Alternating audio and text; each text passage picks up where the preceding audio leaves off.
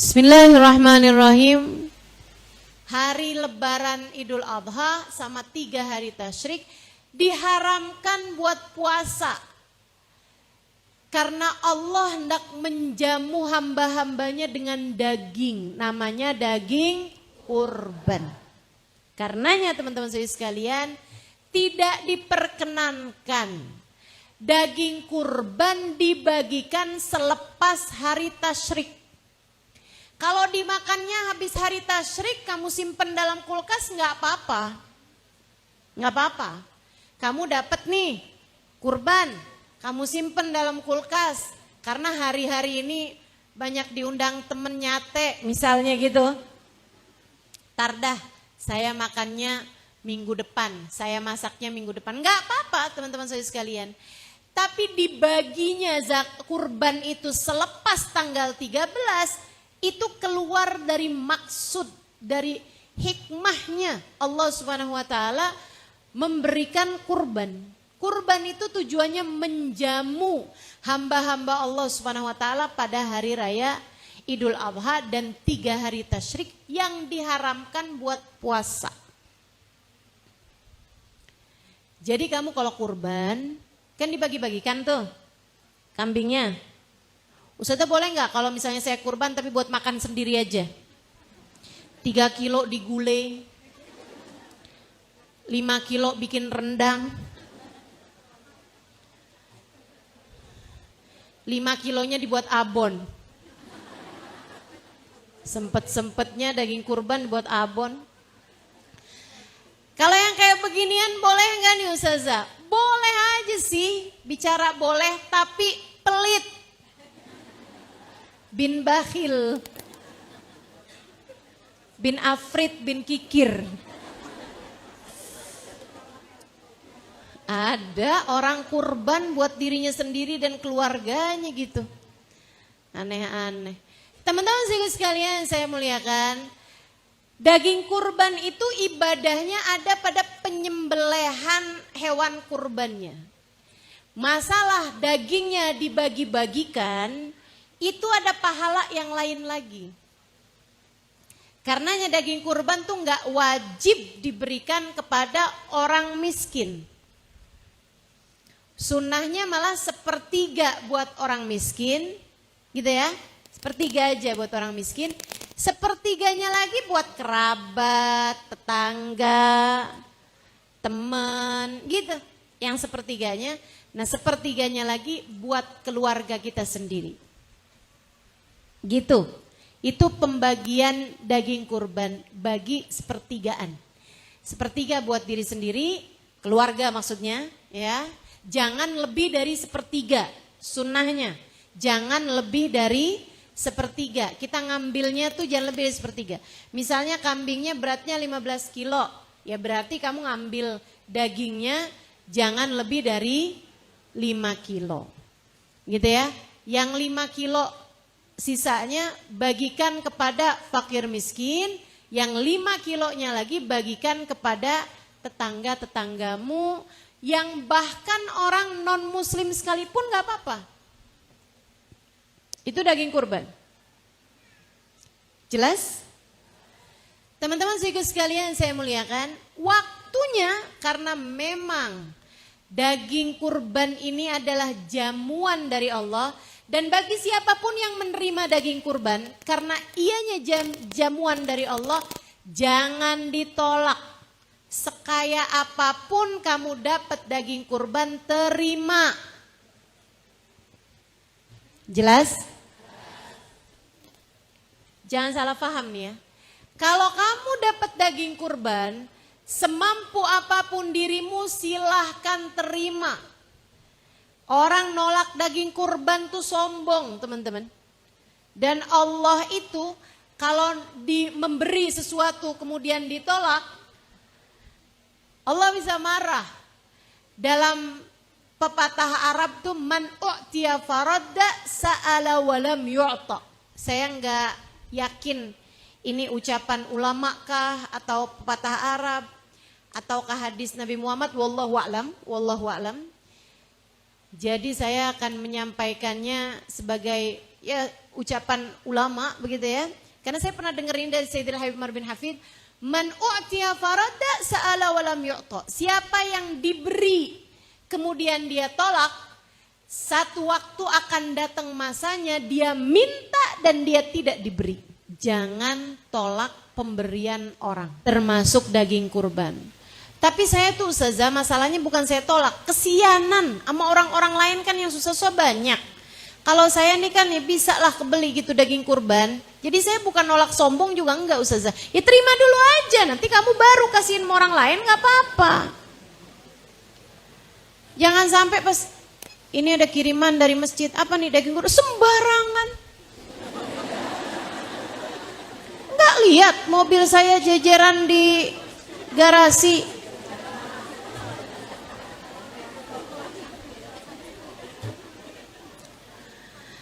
Saudaraku sekalian yang saya muliakan, nah itu nggak boleh nolak pemberian dari Allah Subhanahu Wa Taala. Tuh kurban tuh jamuan dari Allah. Kalau dikasih, terima. Apakah harus dimakan? Nggak wajib dimakan. Kamu boleh kasihin orang lain boleh. Nih ya, saya ini kan belajarnya detil, makanya saya tahu hukum juga secara detil. Teman-teman, daging kurban itu kalau diterima sama orang mampu, hukumnya itu sebagai ibahah. Tapi kalau diterima sama orang nggak mampu, sekali lagi nih ya, kalau diterima sama orang mampu hukumnya ibahah. Kalau diterima sama orang yang nggak mampu hukumnya tamlik. Apa bedanya Ustazah? Dengerin saya. Ibahah itu tidak boleh dijual. Kamu boleh makan atau kamu boleh kasihkan kepada orang lain yang gak mampu. Tapi tidak boleh kamu jual. Ada orang terima kurban dijual? Kalau dia orang kaya gak boleh. Ya, jelas ya. Kalau dia orang mampu gak boleh. Nerima kurban dijual lagi tuh gak boleh. Hati-hati nih ibu-ibu yang suka kayak lumayanan gitu. Dapat daging kurban dari masjid sana dia ngitung harga daging sekarang berapa ya? 130.000, lumayan nih. 5 kilo. 5 dikali 130.000. 5 kali 130. 650.000. Kebeli nih baju 1, kerudung 2. Saudaraku sekalian saya muliakan, nggak boleh. Kalau kamu orang yang mampu nggak boleh. Kecuali kalau kamu orang nggak mampu. Kalau kamu orang nggak mampu, Ustazah ukuran mampu nggak mampu ukurannya dari mana? Ya dari dirimu sendiri. Kamu lihat kamu mampu nggak gitu. Kamu butuh nggak, perlu nggak gitu. Saudaraku sekalian, kalau kamu ngerasa misalnya gitu ya, dapat daging kurban 5 kilo. Biasanya berapa sih dibaginya? 5 kilo? 2 kilo? Sekilo? Beda-beda. Sekiloan? Oh, oke. Ya udah. Lama nih urusannya nih. Terserah kampung-kampungnya masing-masing ya kan. Ada yang mungkin 2 kiloan gitu. Misalnya nih ada orang nih dapat daging kambing 2 kilo. Dapat daging sapi sekilo ada 3 kilo dari 3 masjid nih yang beda-beda.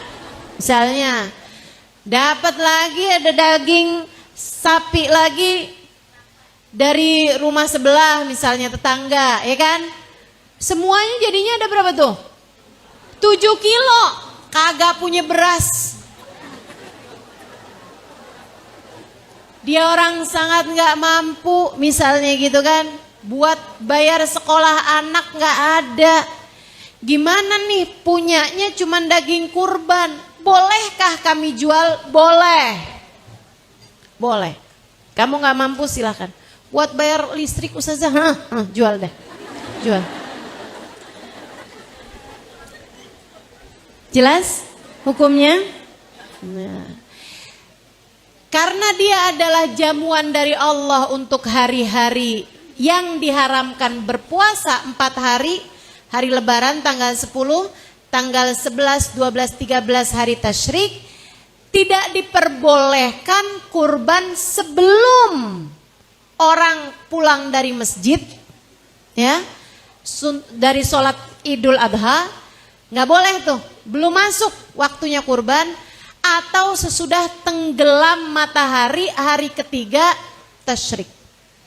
Bahkan sebaiknya kurbanmu itu sudah harus terpotong asar paling terakhir hari ketiga tasyrik.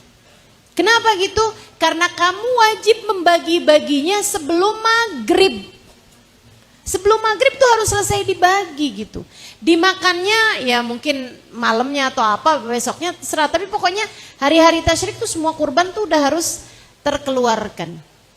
Sebab tujuan kurban sekali lagi memastikan bahwa orang di hari-hari Idul Adha itu pada bisa makan dengan daging yang dibagikan saat kurban.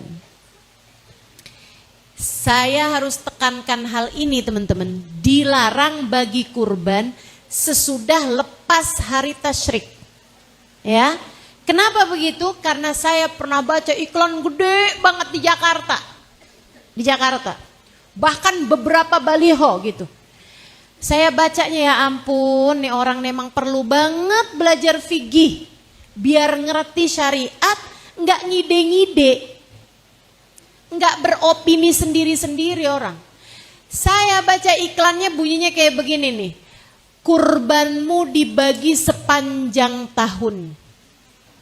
Gambarnya kaleng-kaleng daging, daging dikalengkan, namanya kornet.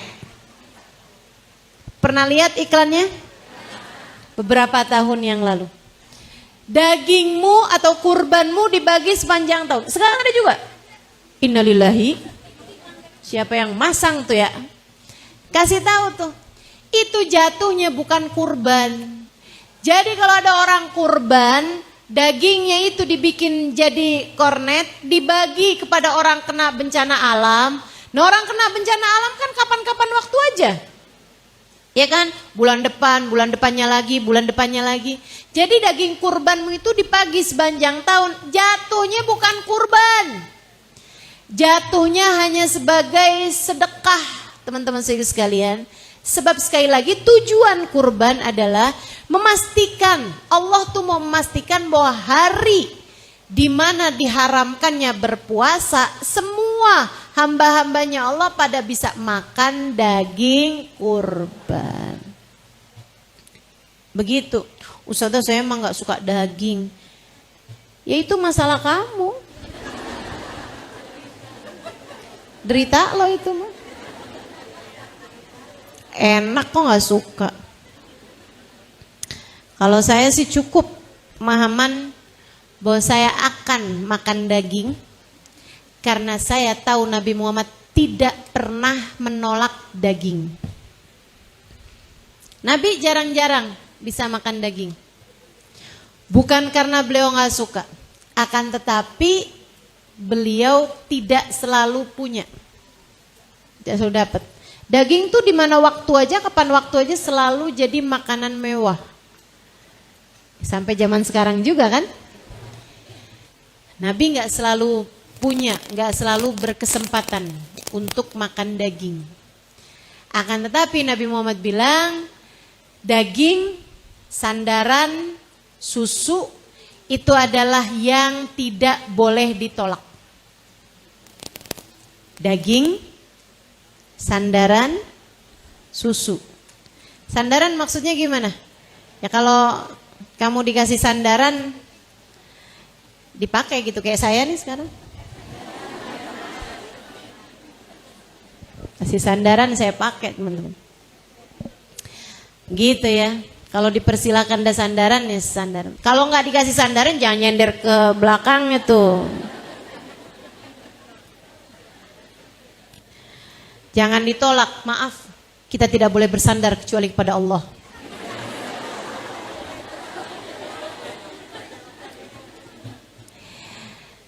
Jadi daging salah satu dari yang nggak boleh ditolak. Dipotong pada hari Idul Adha dari habis selesai sholat Id. Makanya hari raya Idul Adha tuh sunnahnya mengawalkan waktu sholat. Jadi waktu duha awal. Kalau Idul Fitri sunnahnya malah agak disiangin. Meskipun kayaknya masjid-masjid kita sama aja ya. Nggak Idul Fitri, nggak Idul Adha. Buru-buru aja mau sholat. Soalnya habis itu banyak urusan. Mau ngambilin angpau. Kalau hari raya Idul Fitri ya. Teman-teman sekalian, nah itu sunnahnya kalau Idul Adha nih dicepetin sholatnya untuk mengawalkan waktunya potong kurban. Kalau Idul Fitri sunnahnya agak disiangin untuk memperpanjang waktunya takbir. Takbir mursal. Takbir yang memang disunnahkan kapan waktu aja gitu. Di malam hari raya Idul Fitri sama pagi harinya. Gitu ya. Nah itu begitu habis selesai sholat, udah gak sunnah lagi takbiran Idul Fitri. Kalau Idul Adha itu juga gak sunnah lagi takbiran, akan tetapi setiap habis selesai sholat disunnahkan bertakbir, namanya takbir muqayyad, takbir yang berkaitan dengan waktu-waktu sholat, hanya sesudah mengerjakan sholat. Nah, kita takbiran dulu gitu kan, sampai asar hari ketiga tasyrik. Takbirannya dari mulai asar hari Arafah, bahkan ada yang mengatakan subuh hari Arafah, gitu ya. Tapi biar aman, asar hari Arafah itu udah sunnah takbiran, maghrib, isya, subuh terus sampai besoknya, sampai asar hari ketiga tasyrik, tanggal 13 itu kita disunnahkan untuk mengumandangkan takbir. Saudara sekalian saya muliakan, apa hukumnya kurban? Ini karena memang udah bahas kurban, kita bahas kurban dulu nih. Teman-teman sekalian saya muliakan, apa hukumnya kurban? Kurban itu hukumnya sunnah alal kifayah. Apa maksudnya sunnah alal kifayah? Gini, kalau dalam sebuah rumah ada bapak kerja, istri nggak kerja dan nggak punya uang sendiri, uangnya yang dikasih sama suami, sama anak-anak yang semuanya belum kerja, masih sekolah, masih dalam tanggungan orang tua. Itu kurbannya cukup satu. Cukup satu, diniatin keluarganya fulan. Gitu udah. Diniatin si bapak itu dan keluarganya. Dapat semua pahalanya insya Allah. Gitu ya. Teman-teman sekalian yang saya muliakan, bukan berarti nih bapak tahun ini kurban dinamain adek ya. Nggak perlu kayak gitu. Tahun ini saya potong kambing niatnya buat kamu nih, kata suaminya. Nggak perlu kayak gitu. Nggak perlu. Kurbannya bapak ini kurbannya istri, kurbannya anak-anak juga. Selagi anak-anak itu dalam tanggungan orang tuanya. Berbeda dengan kalau istri kerja dan punya uang sendiri. Gitu ya. Atau dia sih nggak kerja tapi warisannya dong. Dari orang tuanya. Atau dia punya ATM ketok. Tiap tanggal 1 ngetok rumah. Punya kontrakan 15 pintu. Ternyata pintunya doang. Itu kalau misalnya begitu tuh, dia punya uang sendiri gitu, dia disunahkan buat kurban. Si istri itu jangan pakai minta duit suami. Gitu kan, saya mau kurban nih, Pak, bayarin Pak. Nggak bisa begitu ya, kecuali kalau suaminya memang ngasih ya. Kalau suaminya memang ngasih ya itu urusan suaminya deh. Tapi maksudnya dia disunahkan buat kurban pakai duitnya dia sendiri. Dan Bu, kalau kamu punya uang, seindah-indah kurban adalah dengan uangmu sendiri.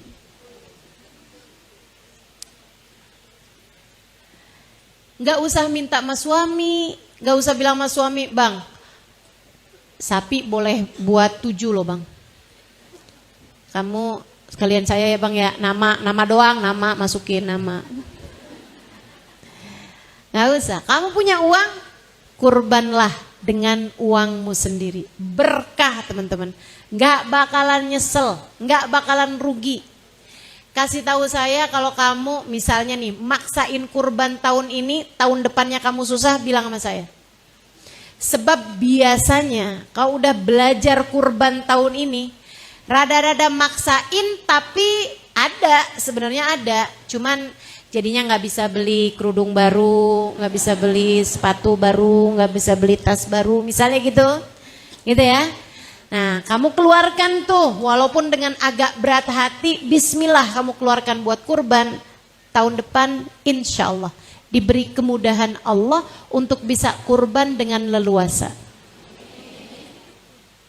Itu, saya nggak lagi doa, saya lagi bilang.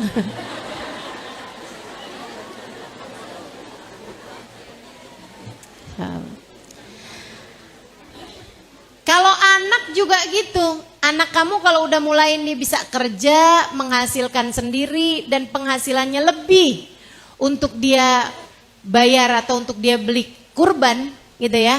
Nah tuh, minta dia juga untuk, nak, bismillah nak, rezeki kamu nih kan semuanya dari Allah loh nak. Allah minta kamu buat beli kurban, buat potong kurban. Bismillah, kalau kamu udah mampu bismillah nak, insya Allah nak. Mudah-mudahan Allah pasti bakalan ganti dengan yang lebih baik. Dan bayaran dari Allah tuh enak bu. Allah tuh kalau ngebayar enak. Orang mal kalau ngebayar nih paling banyak.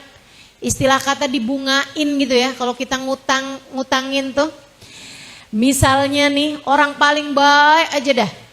Paling banyak misalnya tambahin 20%, 30% gitu. Kita utangin 1 juta dibayar misalnya gitu. Nih saya bayar 1 juta utang saya, sama saya tambahin nih sebagai hadiah dari saya 300.000, 400.000 misalnya gitu. Ada nggak orang di sini nih? Nih ya saya kan utang 1 juta nih, saya tambahin ya jadi 10 juta. Pernah ada begitu? Allah tuh begitu dan itu minimal. Allah begitu dan itu minimal. Innal hasanah bi asyri amthaliha. Sesungguhnya kebaikan itu minimal dibayar Allah dengan 10 kali lipatnya. Minimal. Gimana kalau maksimal? Makanya jangan berat buat mengeluarkan harta di jalan Allah.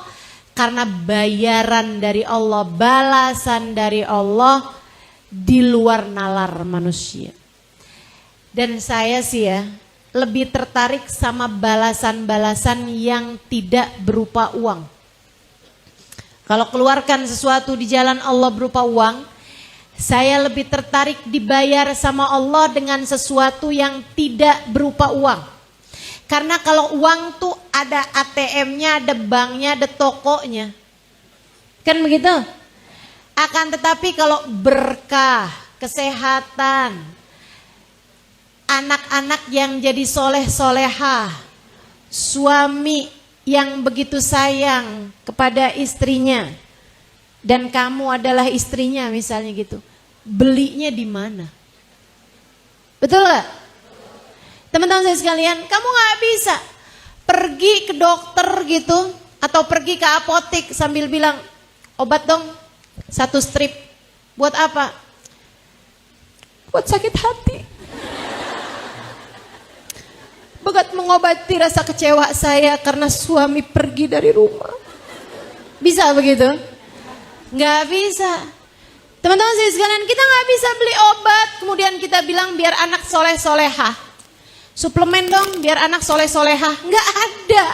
Nggak ada tokonya, nggak ada obatnya teman-teman saya sekalian. Nggak bisa ngambil dari mana-mana. Ngambilnya dari yang satu, Allah subhanahu wa ta'ala. Dan itu seringkali Allah berikan sebagai balasan atas sedekah yang kita keluarkan, atas harta yang kita jadikan lillahi ta'ala karena Allah, fisabilillah dalam jalan Allah. fillah walillah. Dalam jalan Allah, karena Allah Subhanahu wa taala. Gak akan rugi. Selain daripada itu, selain daripada gak rugi kalau kamu kurban, teman-teman sekalian, kurban itu juga jadi penggugur dosa. Penggugur dosa. Nabi Muhammad mengatakan kepada Sayyidah Fatimah, "Ya Fatimah, ashhidi laki udhiyatik." Wahai Fatimah, saksikanlah saat hewan kurbanmu dipotong. Dengan kepalanya diampuni dosa kepalamu, dengan rambutnya diampuni dosa rambutmu, dengan tangan kakinya diampuni dosa tangan kakimu, dengan kulitnya diampuni dosa kulitmu, dengan seluruh badannya diampuni dosa seluruh badanmu. Kurban, gitu ya, ngampunin dosa. Makanya kita nih yang badannya gede, jangan nyari kurban yang kecil. Dosanya banyak, badannya gede, kurbannya 10 kilo, kambing kecil banget. Ya Allah, ayo bismillah. Teman-teman sekalian, emang nggak boleh Ustaz? Ya boleh aja. Cuman rada kurang pas gitu kan ya. Dosanya banyak ya, kambingnya juga yang rada lumayan lah gitu. Teman-teman sekalian, berarti Ustazah wajib ya nyaksiin pemotongan hewan kurban? Enggak wajib. Sunnah, iya.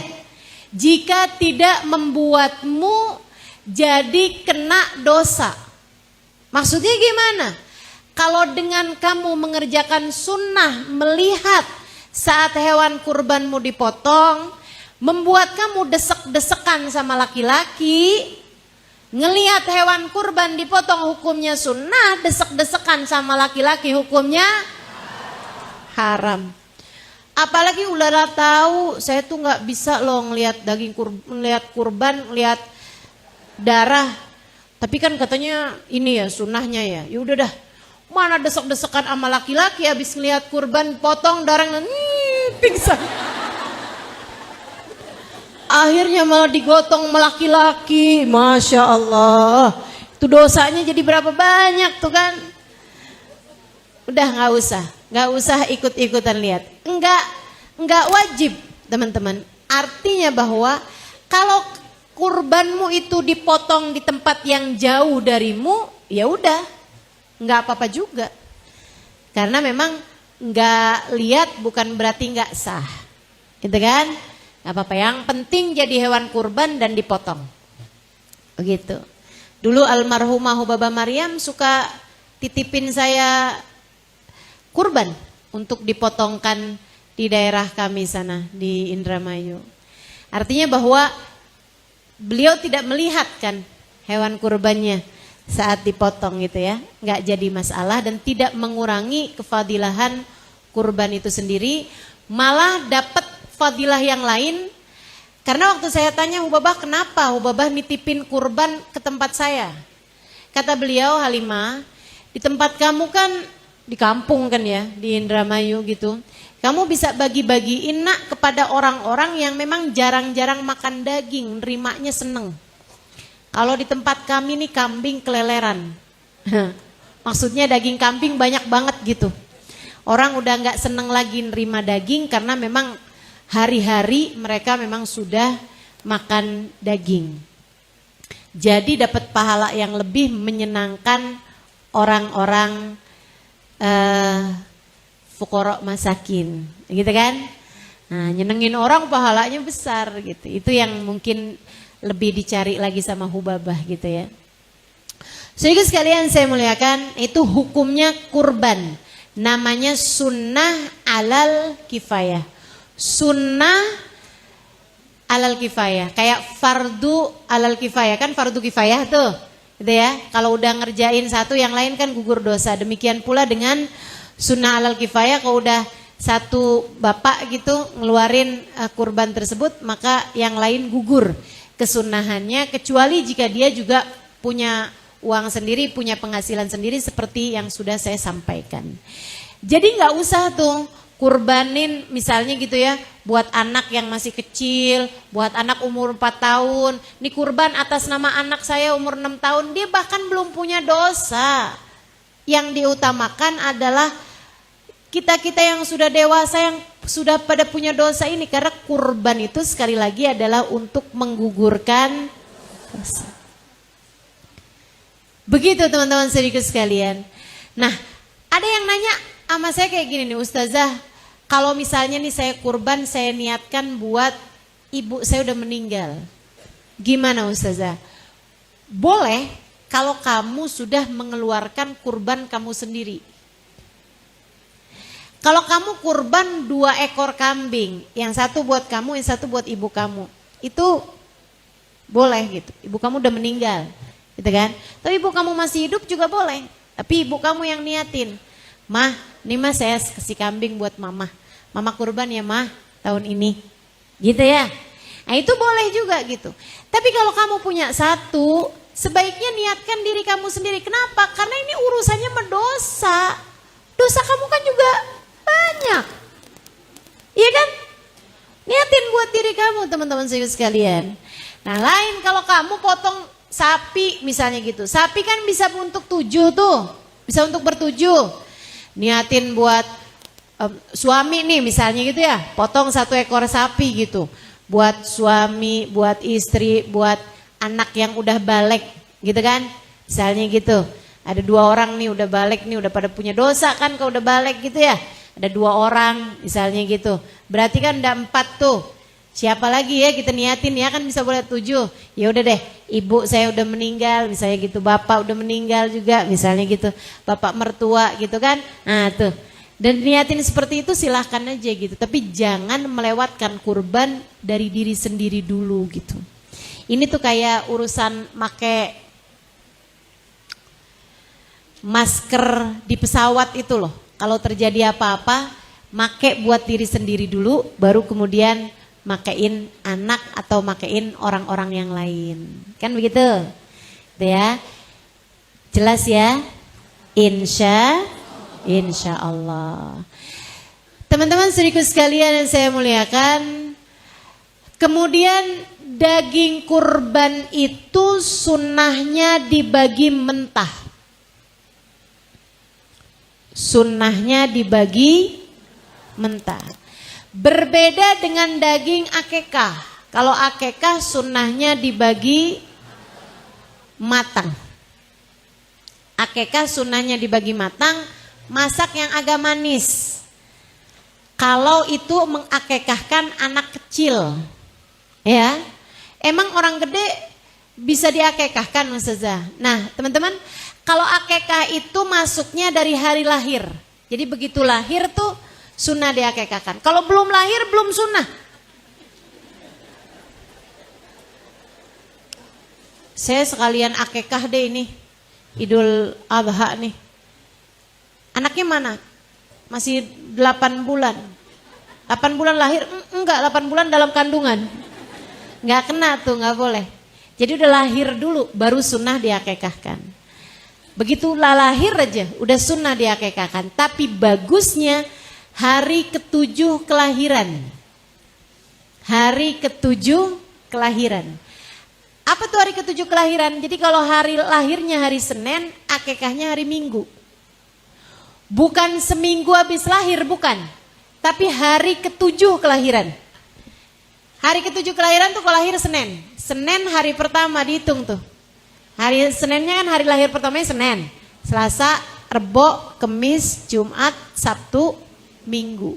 Jadi hari Minggunya tuh sunnah akekah barengan sama dikasih nama, barengan sama dicukur rambut. Kesunahan buat bayi di hari ke-7 kelahiran. Teman-teman sekalian yang saya muliakan, akekah tersebut itu ya, yaitu dengan dipotongin kambing. Kalau kurban itu kan pilihannya nomor 1 unta. Walaupun di Indonesia jangan kurban unta. Itu kayaknya dapat nyuri dari kebun binatang.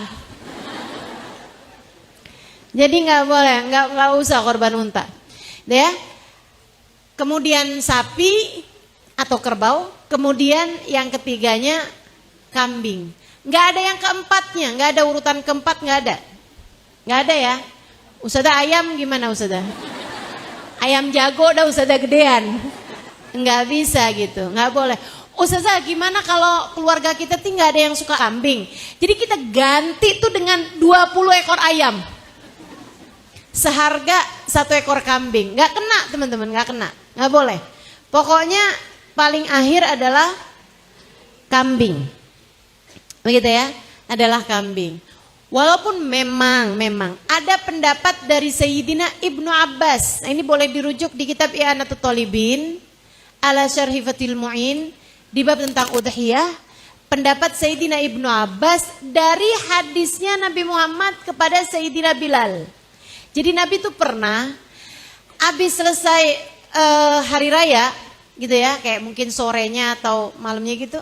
Nabi lagi kumpul sama sahabat, Nabi Muhammad nanya gitu, Abu Bakar kurban apa? Unta Rasul.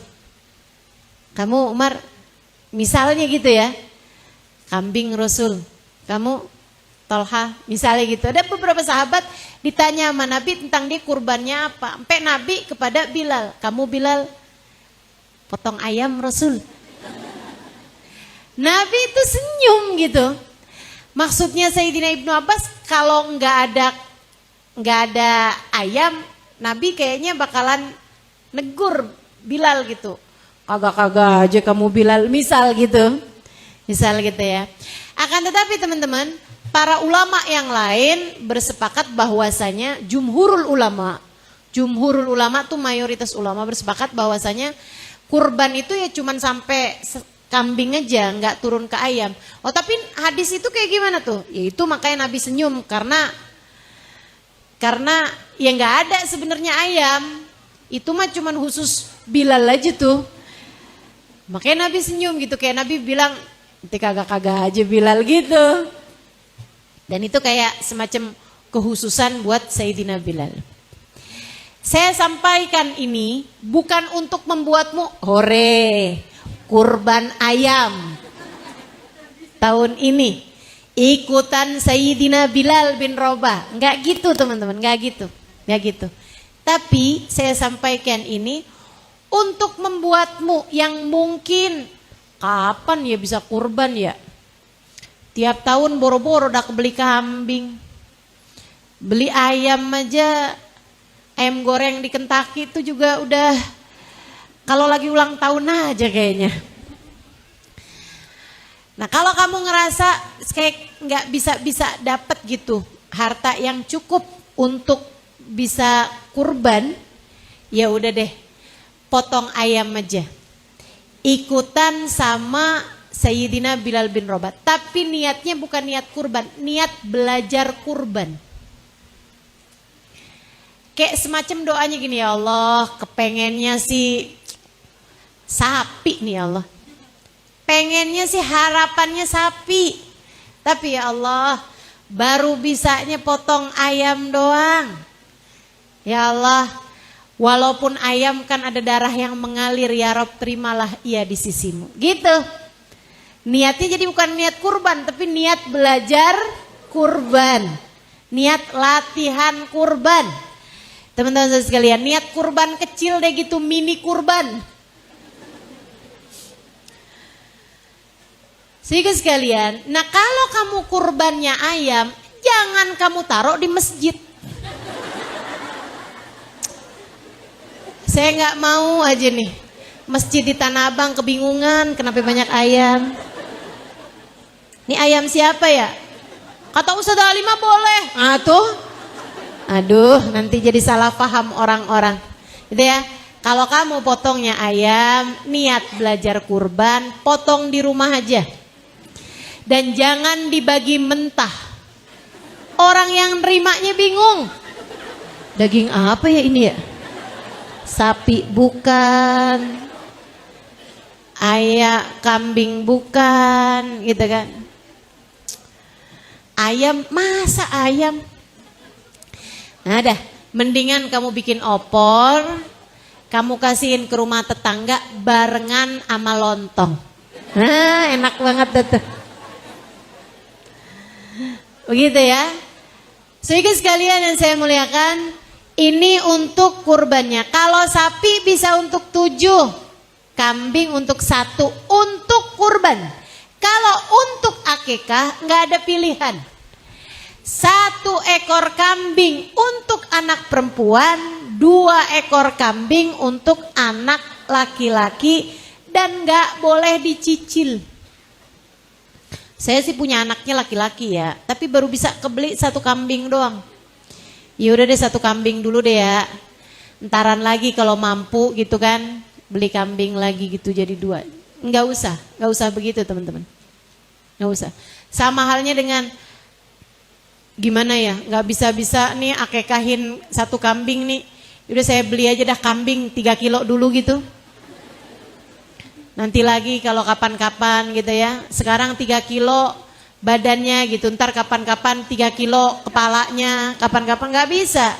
Harus potong 1 ekor kambing. Jadi buat laki-laki 2 ekor kambing. Ustazah kenapa kok dibedakan? Itu syariat Allah memang seperti itu teman-teman. Dan nggak usah pakai tanya ini itu. Kalau menurut saya sih hikmahnya adalah bahwa perempuan itu emang dari dulu nggak nyusahin. Anak perempuan murah. Akekah aja cuma 1 ekor kambing, gitu kan ya. Nah itu dah kayak gitu aja dah hikmahnya gitu. Saudaraku sekalian saya muliakan, anak perempuan 1 ekor kambing, anak laki-laki 2 ekor kambing. Dipotong paling bagusnya hari ke-7 kelahiran, udah boleh dari sejak tanggal 1 dan waktunya panjang selama hidupnya anak tersebut. Bahkan kalau anaknya meninggal dunia orang tuanya belum pernah akekah, ya udah nggak apa-apa juga deh akekahin. Gitu ya. Nah, sampai ada anak belum diakekah sampai orang tuanya meninggal, dirimu nih misalnya, belum diakekah karena orang tua sepertinya juga emang nggak terlalu mengerti juga urusan akekah mungkin, atau kamu rasa kayak orang tua saya nggak pernah mampu deh untuk beliin saya kambing dulunya misalnya gitu. Nah sekarang ketika kamu mampu silahkan akekahkan dirimu sendiri.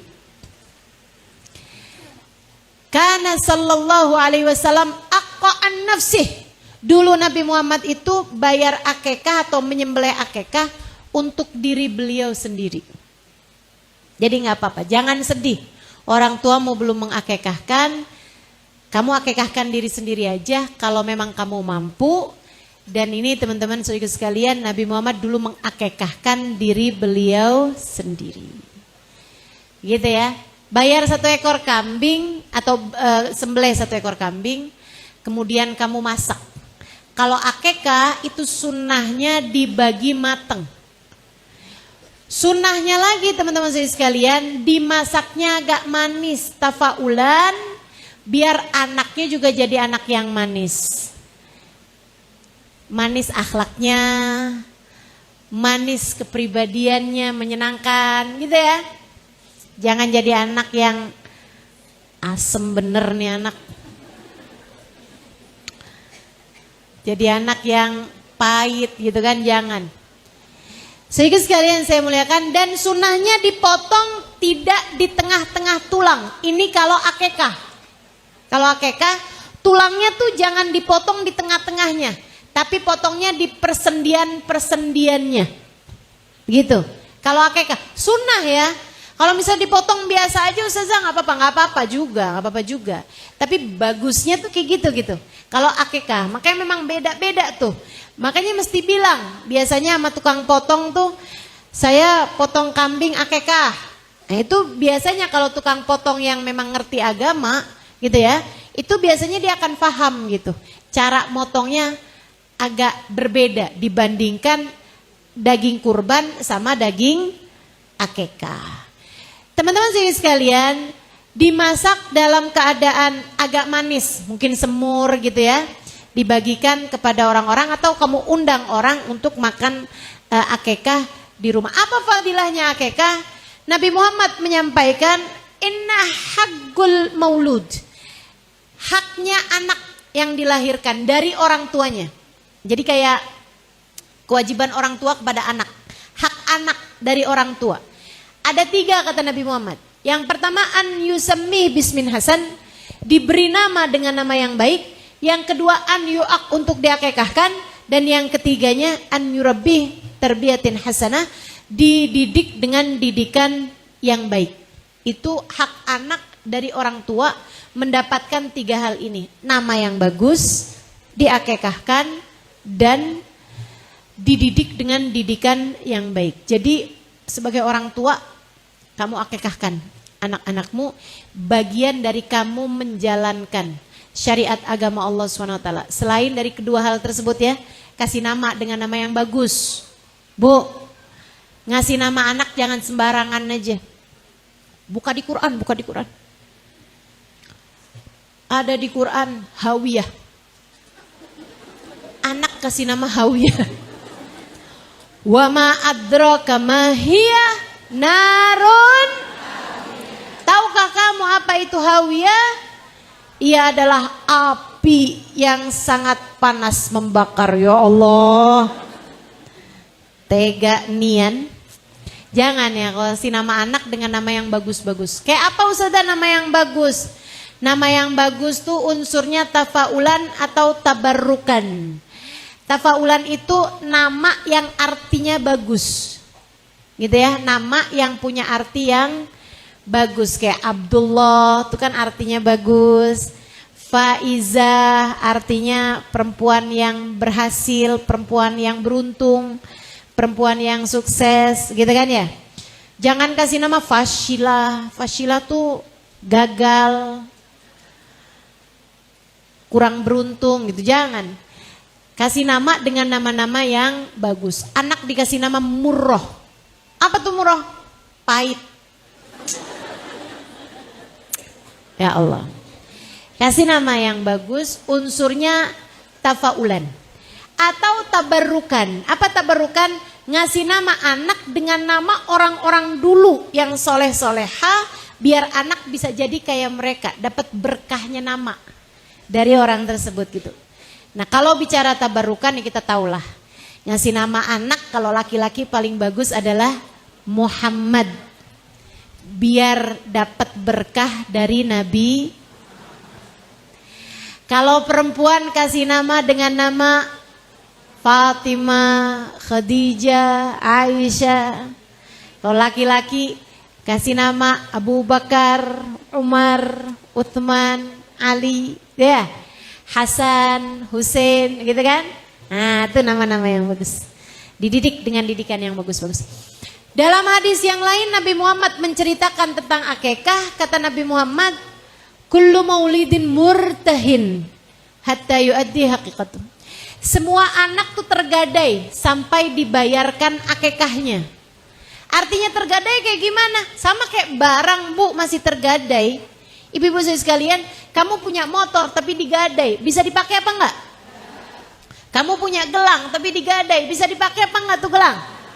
Enggak bisa. Kebaikan atau kemanfaatan dari barang tersebut terhalang kalau kamu belum lunasi. Nah, anak kata Nabi Muhammad tergadai sampai dibayarkan akikahnya. Dalam artian semua kebaikan yang dilakukan anak tuh orang tua dapat serta pahalanya loh. Kecuali kalau anak tersebut belum diakikah, masih tergadai gitu. Masih belum lancar aliran kebaikan-kebaikannya anak pada orang tua kalau belum diakikahkan. Nah, jadi kalau kamu udah mampu untuk bayar, bayarlah akikahnya. Ustazah, boleh enggak satu kambing diniatin akikah juga, kurban juga? Ini pertanyaan rumit. Bolehkah satu kambing Ustazah diniatkan akikah juga, diniatkan kurban juga? Karena saya nih belum pernah akikah Ustazah, sekarang ini datang kesunahan kurban hari raya Idul Adha. Boleh nggak saya beli kambing, saya niatin akikah juga, saya niatin kurban juga? Boleh apa nggak boleh? Sok-sokan jawab. Bilangnya nggak tahu gitu kan? Biar saya jawab. Ini adalah pertanyaan Yang lama ada di benak saya cari di kitab kagak nemu-nemu. Akhirnya saya tanyakan kepada guru saya, Sayyidil Habib Zain bin Smith, Mufti Syafi'i di kota Madinah. Itu beliau itu teman-teman pinternya urusan fikih sampai setara mufti. Udah boleh duduk di majelis fatwa. Beliau teman-teman menulis kitab fikih berjudul At-Taqrirat As-Sadidah, dan kitab tersebut dibahas di pondok-pondok pesantren di Indonesia sini. Kita doakan semoga beliau panjang umur. Panjang umur dalam sehat, dalam berkah insya Allah. Biar betah hidupnya di dunia, biar bisa terus-terusan memberkahi kita semua. Pinter banget. Satu kesempatan saya tanya kepada beliau, ya Habib, mal hukum al-jama' bainal udhiyah wal aqiqah. Apa Habib hukumnya ngumpulin akikah sama udhiyah? Teman-teman saya sekalian yang saya muliakan, ya saya orang kalau nanya sama ulama tuh nggak usah panjang-panjang pertanyaannya. Ulama tuh udah paham ditanya gitu. Nggak usah panjang-panjang, Beb, jadi ceritanya gini nih, Beb. Ada orang belum dikekah, Beb. Terus dia datang kurban gini nih, Beb, bisa kebeli cuman 1 ekor kambing. Boleh nggak Dina? Kebanyakan panjangan. Udah aja deh, jamak bainal akikah wal udhiyah. Terus Habib bilangnya kayak begini, fihi khilaf bain Ramli wa Ibnu Hajar. Udah gitu doang. Teman-teman, makanya kalau belajarnya nggak panjang kagak ngerti nih jawaban Habib nih. Habib Zain bilang begitu. Terus Habib bilang juga fi Bushrul Karim. Kata beliau ada dalam kitab namanya Bushrul Karim. Nah, saya rujuk di sana lagi. Dan di sana disampaikan ada khilaf, boleh menurut Imam Romli dan nggak boleh menurut Imam Ibnu Hajar. Kesimpulannya bagaimana nih dengan khilaf ini? Memang ikhtilafu ummati rahmah. Jadi gini aja, kalau kamu adalah orang mampu yang bisa akekah juga, entaran lagi juga nabung bentaran, kamu bisa kurban juga. Atau ini lagi waktunya kamu bisa kurban, nanti nabung lagi asal kamu nggak buru-buru kebeli tas baru, sepatu baru, kamu juga bisa bayar akekah juga, sendiriin aja. Biar kamu penuh dapat pahalanya, yang sekarang kurban, ntar lagi akekah. Gitu teman-teman, khurujan minal khilaf, biar keluar dari khilafnya para ulama. Tapi kalau kamu adalah orang yang seperti yang tadi saya sampaikan, mau nabungnya susah nih. Alhamdulillah bisa kebeli kambing 1 nih sekarang, bisa dapat uangnya buat kebeli kambing 1. Niat akekah juga, peniat kurban ya. Kalau misalnya saya niatin akekah, berarti saya nggak dapat pahala kurban. Dan belum tentu tahun depan bisa kurban. Sekarang alhamdulillah nih, dapat rezeki. Habis jadi maklaran rumah. Misalnya gitu. Nah, teman-teman sekalian, kalau memang begitu kondisinya, ya udah, 1 kambing tersebut niatkan akekah sekaligus kurban. Dilaksanakannya dengan cara kurban apa akekah? Ya karena memang waktunya kurban, silahkan laksanakan dengan cara kurban. Artinya dibagi dalam keadaan mentah. Gitu teman-teman saya sekalian. Dibaginya seperti yang tadi saya sampaikan ya, 1/3 buat orang-orang miskin misalnya gitu, orang-orang yang gak mampu, kemudian 1/3-nya lagi dibagikan kepada tetangga-tetangga, kerabat-kerabat gitu ya, kemudian 1/3-nya lagi silahkan ambil untuk diri sendiri. Bagusnya ngambil untuk diri sendiri teman-teman, yang diambil bagusnya hati, kemudian lebihnya lagi kalau kamu mau ambil adalah paha dari kambing tersebut. Paha depan belakang? Belakang lah, depan namanya bukan paha, tangan. Kok salah-salah nih kan? Dah bismillah. Begitu ya, itu hukumnya akekah dan kurban.